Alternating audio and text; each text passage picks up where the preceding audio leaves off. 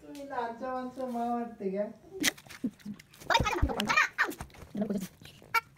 আমার বাচ্চা কিচ্ছু লাগতে চায় না, চায় না। আমার বাচ্চা কিচ্ছু লাগতে চায় না। আমার বাচ্চা কিচ্ছু লাগতে চায় না।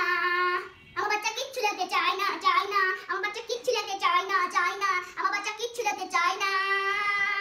শেষ। এই আমার ড্রেসটা ভালো লাগে। আসো এদিকে।